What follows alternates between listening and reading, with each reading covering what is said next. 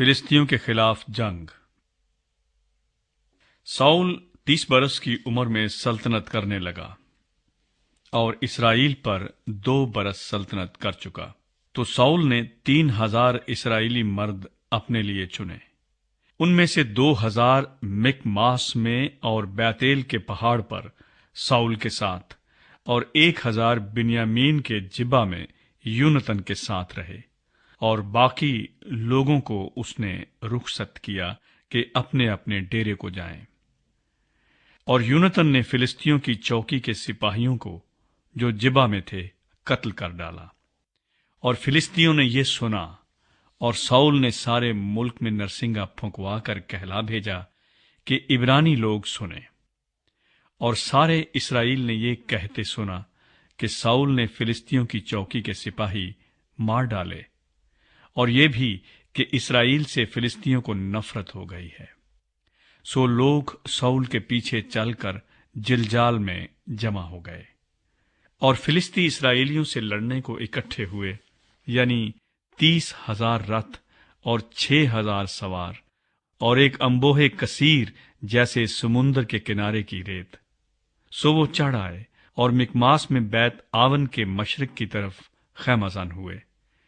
جب بنی اسرائیل نے دیکھا کہ وہ آفت میں مبتلا ہو گئے، کیونکہ لوگ پریشان تھے، تو وہ غاروں اور جھاڑیوں اور چٹانوں اور گھڑیوں اور گڑھوں میں جا چھپے، اور بعض عبرانی یردن کے پار جد اور جلعاد کے علاقے کو چلے گئے، پر ساؤل جلجال ہی میں رہا، اور سب لوگ کانپتے ہوئے اس کے پیچھے پیچھے رہے۔ اور وہ وہاں 7 دن سیمول کے مقررہ وقت کے مطابق ٹھہرا رہا، پر سیمول جلجال میں نہ آیا، اور لوگ اس کے پاس سے ادھر ادھر ہو گئے۔ تب ساؤل نے کہا، سوختنی قربانی اور سلامتی کی قربانیوں کو میرے پاس لاؤ۔ سو اس نے سوختنی قربانی گزرانی، اور جوں ہی وہ سوختنی قربانی گزران چکا تو کیا دیکھتا ہے کہ سیمول آ پہنچا، اور ساؤل اس کے استقبال کو نکلا تاکہ اسے سلام کرے۔ سیمول نے پوچھا کہ تو نے کیا کیا؟ ساؤل نے جواب دیا کہ جب میں نے دیکھا کہ لوگ میرے پاس سے ادھر ادھر ہو گئے، اور تو ٹھہرائے ہوئے دنوں کے اندر نہیں آیا، اور فلسطی مکماس میں جمع ہو گئے ہیں، تو میں نے سوچا کہ فلسطی جلجال میں مجھ پر آ پڑیں گے، اور میں نے خداوند کے کرم کے لیے اب تک دعا بھی نہیں کی ہے، اس لیے میں نے مجبور ہو کر سوختنی قربانی گزرانی۔ سیمول نے ساؤل سے کہا، تو نے بے وقوفی کی، تو نے خداوند اپنے خدا کے حکم کو جو اس نے تجھے دیا نہیں مانا، ورنہ خداوند تیری سلطنت بنی اسرائیل میں ہمیشہ تک قائم رکھتا۔ لیکن اب تیری سلطنت قائم نہ رہے گی، کیونکہ خداوند نے ایک شخص کو جو اس کے دل کے مطابق ہے تلاش کر لیا ہے، اور خداوند نے اسے اپنی قوم کا پیشوا ٹھہرایا ہے، اس لیے کہ تو نے وہ بات نہیں مانی جس کا حکم خداوند نے تجھے دیا تھا۔ اور سیموئیل اٹھ کر جلجال سے بنیامین کے جبہ کو گیا۔ تب ساؤل نے ان لوگوں کو جو اس کے ساتھ حاضر تھے گنا، اور وہ قریباً 600 تھے۔